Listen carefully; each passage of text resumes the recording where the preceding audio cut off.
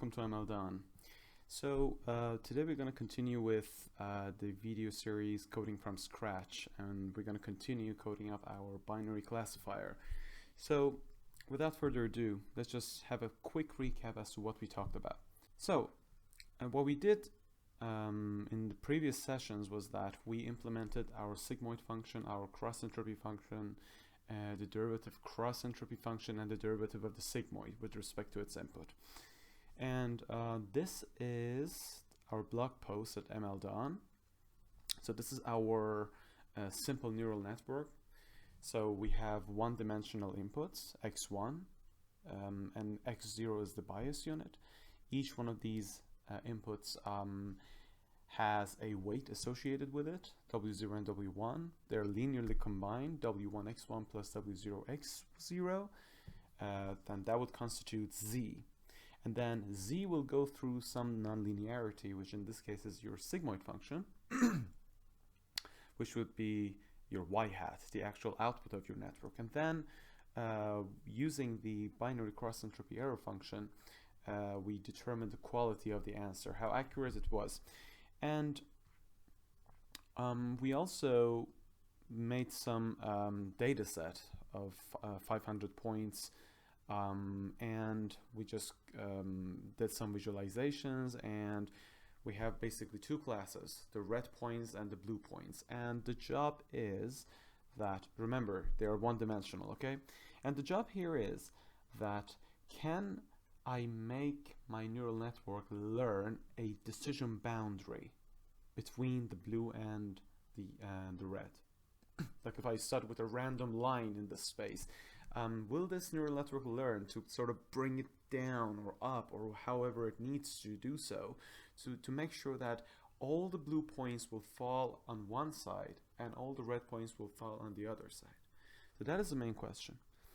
Next, we set some of the parameters of our network, namely the weights, w0 and w1, and the number of epochs. And we said that every epoch, when it comes to neural networks, every epoch is one whole sweep through your training data. So your network is trained with the whole training set once, that becomes one epoch. Second time, 2 epochs, third time 3 epochs, and so on. So we set it to 200 epochs, and the learning rate, or we also call it the step size, is 1000. Today we're gonna implement the actual training process of our network. So we will go through our training set, meaning that all these red and blue points, and when we give any of these data points, when we input any of these data points into our network, the network will generate some random value. Why? Because the weights have been initialized randomly. So at first the network will generate rubbish, right?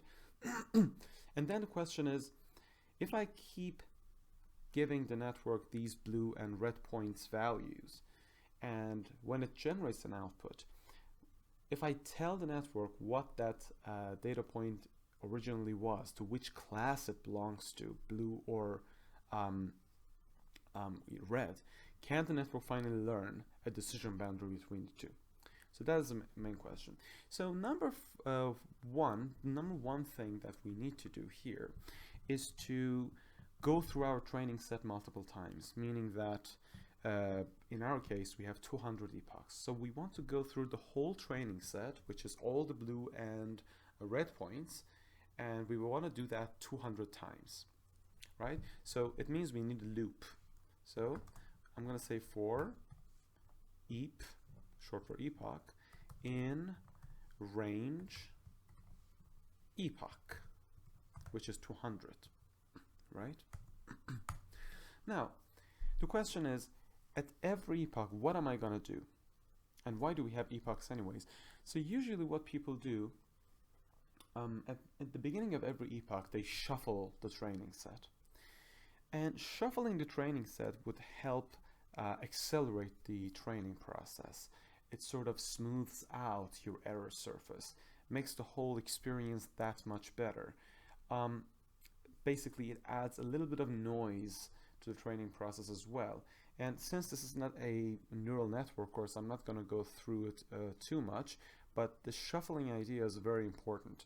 But make no mistake, when it comes to different types of data, not like this simple example, but let's say time series data, where the data at time t depends on the data at time t plus 1. So there is a correlation between them. They are not independent from each other. The shuffling idea becomes quite tricky. First foremost, how are we going to shuffle this? Now, our whole training set is we have it as X, right? So this is our whole training set. We have 1,000 data points in it. Just to show you what is inside, or let's say the dimensionality of the inputs, the data. So if I say input or X dot shape, right, and I execute that, we see that we have 1,000, right? So it means that we have 1,000 indices, right? Now the values inside our training is different. So if I say print I don't know, like x0, if I just show you the first value is 1.42. Just we randomly generated. If I show you the second value, we have minus 0.68, right? So the whole idea is that each one of these values has an index, right? So the indices, because the length is 1,000, we know that in Python indices start from 0. So the indices go from 0 to 999, right? So that is what we know. So if we could shuffle these indices and then go through these our training data using the shuffled array of indices, it means that we have cleverly already shuffled our data, even though we haven't shuffled the exact training data, if you know what I mean. We shuffled their indices, but because we are accessing our data using the shuffled indices, it's as if we are going through our training data at random, right? So that's a sort of nice trick. One command that would be really helpful is from NumPy, np.arrange. As you've noticed, we have already imported NumPy as np, so that's why I can just say np, right? So np.arrange, if I say np.arrange, for example, 5, what am I gonna get? Let's get rid of this line, just to give you the output. So, oops, that's weird.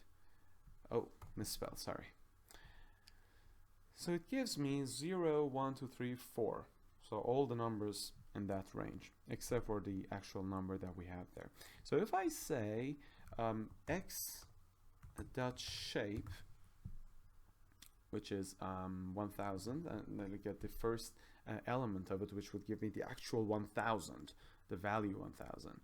It would generate all these huge, this big array from 0 to 999, yeah? Now, I want to shuffle this, right? If I say random, let's say index equals this, right? And then I want to shuffle random index. NumPy has actually a very nice command under library, the random library called shuffle, right? What am I going to shuffle? We have this nice array of indices, right? So I'm going to go random index, right? If I do that and show you the random index again after doing this, and please note that I don't have to put the result of np random shuffle again into random index. You don't need to assign it to random index to update your random index variable. You don't need to.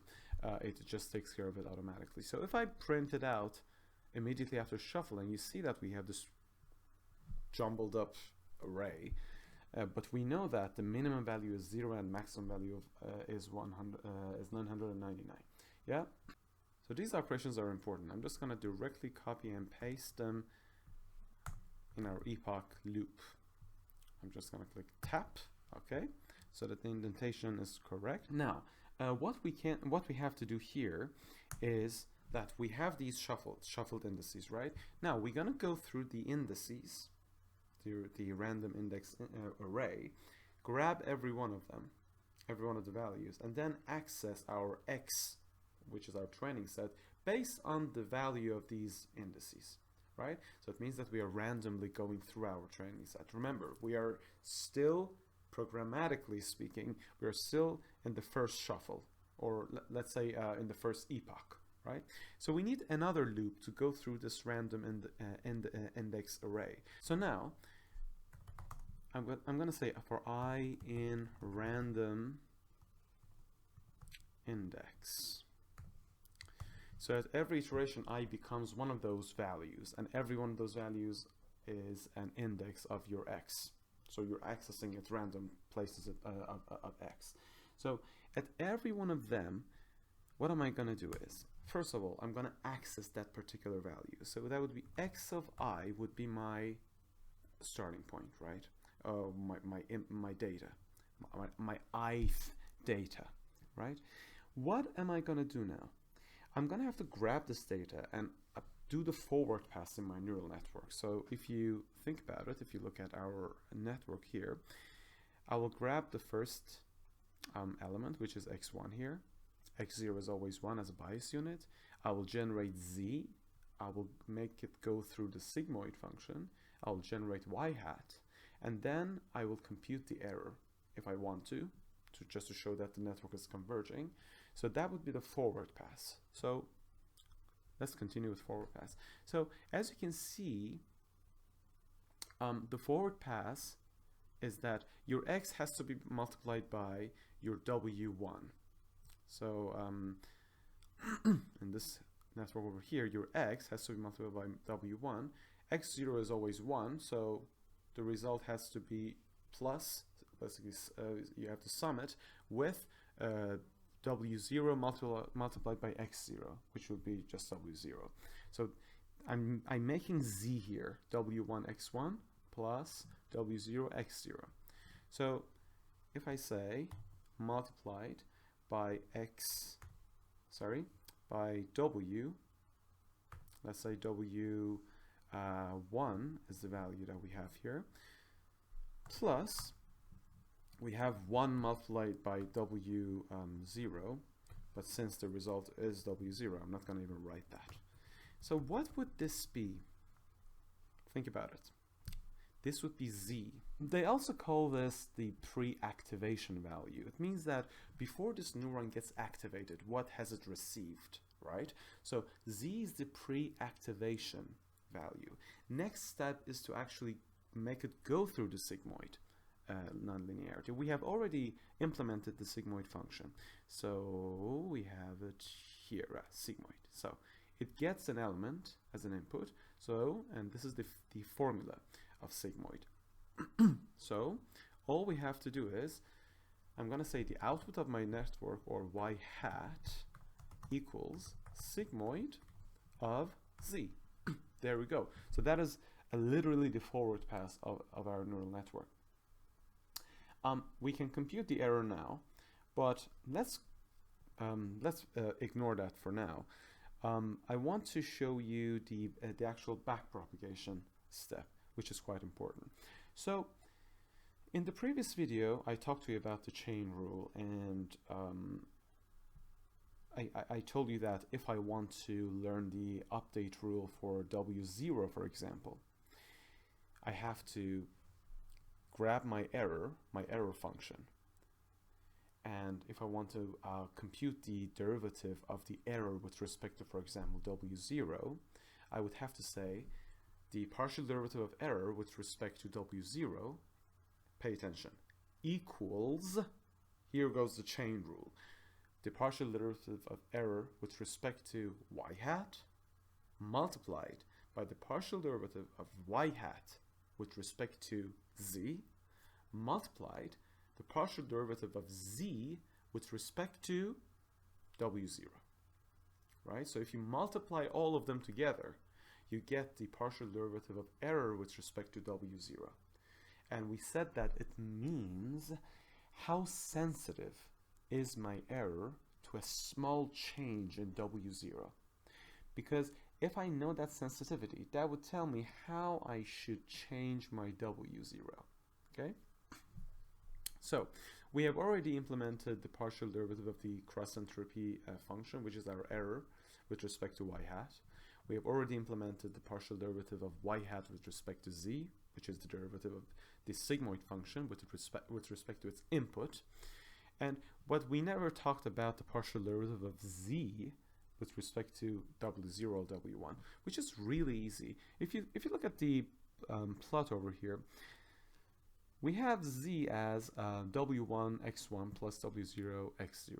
Now, when I say what's the partial derivative of this whole expression with respect to w0, it means how sensitive is z to a small change in w0. Yeah? So look at the expression. The first element, w1 x1, is independent of w0. So the derivative of that element is literally 0. Plus, what's the derivative of w0 x0 with respect to w0? The answer is x0. So if we multiply all of these derivations together, we will get the partial derivative of the error with respect to our weights w0 and w1. So that is the next step that we're going to do. So let's go into the code. I'm going to call the first variable as derivative of error with respect to w, or our weight, right? So it is equal to first the derivative of, or the partial derivative of error with respect to the output, or y hat.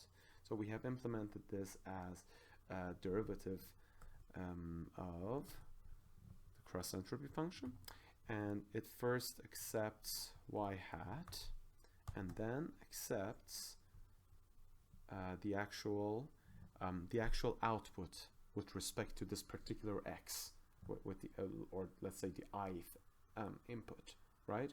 And so if I is, for example, a 10, it means we're talking about the 10th input, or the input with index 10, right? So in order to grab the corresponding ground truth from our ground truth array y, we have to access the ith element in y. Okay, I hope that makes sense. So I'm gonna have to say y. I think we showed we made the ground truth as y. Yes, so it's y over here. So I'm gonna have to say y sub I. So basically, if I put x of I into my neural network and I generate y hat through the forward pass, how much should I change the weights? So the first element in our chain rule is the partial derivative of the cross entropy function with respect to y hat, which requires the corresponding ground truth y sub I, that is the ground truth for x of I, x of I. Now, according to the chain rule, we have to multiply here. Multiply this by so we are over here now, error with respect to y hat. Now, y hat with respect to z, or basically the partial derivative of the output of the sigmoid with respect to the input of the sigmoid. And we have also implemented this. I'm not gonna write the whole thing again. And the thing that you would need here with the derivative of sigmoid is the actual, you have to pass y hat to it, right? So if you think about it, y hat is the output of the sigmoid function, and the derivative of sigmoid with respect to sigmoid of z with respect to z would be y hat multiplied by 1 minus y hat. We have explained this before in the first video, actually. So the partial derivative of sigmoid with respect to its input, in order to compute that, you need the output of the sigmoid, which is y hat, okay? Next step is, again, multiply. Now we are here. Now we are in the beginning of this sigmoid neuron, right? Now, what is the partial derivative of z with respect to w0? It is x0, isn't it? So what is the value of x0? Which is 1. So I'm not even gonna bother with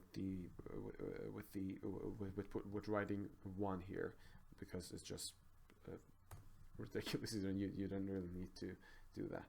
So w we have extracted the partial derivative of error with respect to our w, or maybe it's better for me to write actually w underscore 1 to make it more clear. Now, what is the partial derivative of error with respect to, w0? What is the partial derivative of error with respect to w1? Again, you need to take the partial derivative of error multiplied by partial derivative of the sigmoid. That part is fine, but one thing changes. The partial derivative of z with respect to w1 is x1, right? And x1 is your data, right?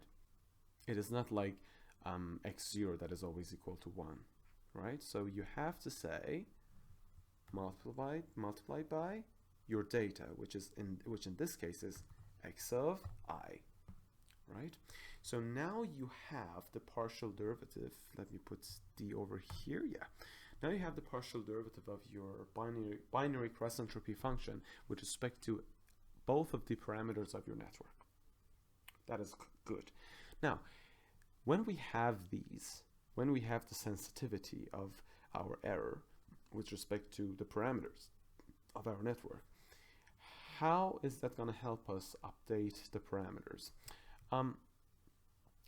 As we mentioned in the last video, the update rule for the elements of my network would then be, so we have w underscore 1, w underscore 0, which are now randomly initialized, right? So w underscore 0, so the new value of w underscore 0 would be the old value of w underscore 0 minus, we said always minus, the step size or your eta multiplied by the sensitivity of your error with respect to w0, which has been computed here as d of e dw0. Yeah, perfect. So this is the update rule. If I may, I'm just going to say update rules for the parameters, right? So that would be the update rule for the first parameter. And for the second parameter, it's the same story. It doesn't change, except we have to change these values. So now the new value of w1 is equal to that. So these are our learning rules. Right. So I'm going to run it now, but in order for us to actually have an understanding as to whether this is learning or not, we can actually print out the value of the error at every, let's say, epoch. Okay. So in order to do that, we have actually coded the error function as far as I remember. Yes, the cross-entropy error over here, we have implemented it. It's a function of the output of your network and the ground truth. So we're gonna print out the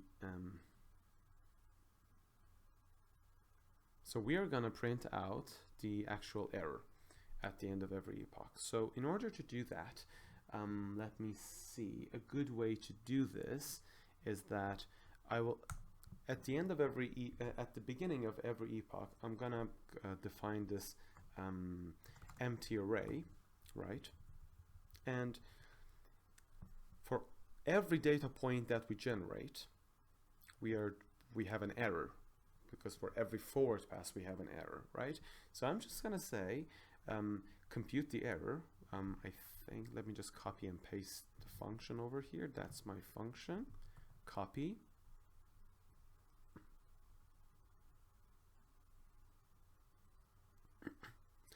And we're gonna put it over here, cross entropy.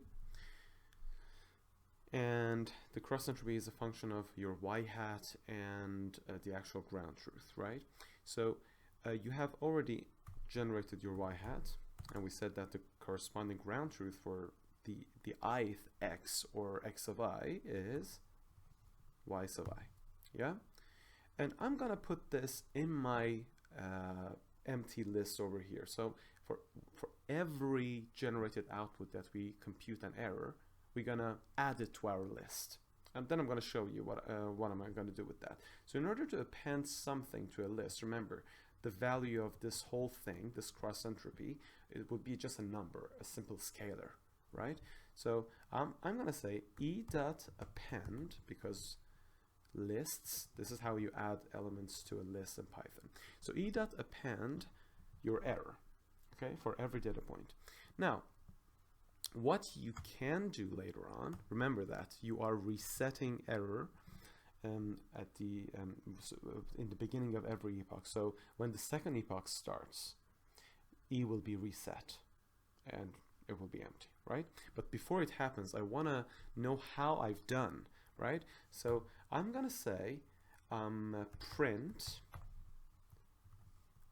let's say I'm going to call the, for example, the average or the mean function of NumPy, np mean. I'm going to put the actual array. So we have an array of errors for all the data points in my training set, and I'm going to take an average of that, and the average value here would be the average error for this particular epoch. So if I have 200 epochs, I'm going to have 200 average errors. Yes? I'm going to print that. In order to make it a little bit look nicer, I'm going to say the error is, I'm going to say that, okay, I'm going to put with 2 decimal points, right? So now we're running. Look at the error. We have the error going down, constantly is going down. It means that the difference between your y-hat or your output and the ground truth is becoming less and less and less. It means the network is continuously learning how to generate the right value. Yeah, and that is the whole story behind learning. In the next video, I'm going to explain. I'm going to write some code to give you a nice visualization as to what is really happening when we're saying that the network is learning. And I'm gonna make a nice visualization of the actual decision boundary, and you will see actually how the decision boundary keeps changing as the network learns, and hopefully you'll see at the end of training a nice line that literally cuts through the blue and the red points and makes a very nice distinctive decision boundary between the two. Again, I'm gonna post the link to the blog post at mldon.com in the description of this video. That is where you can find all these information in written format. I hope that this has been informative for you, and thank you very much for watching. Bye.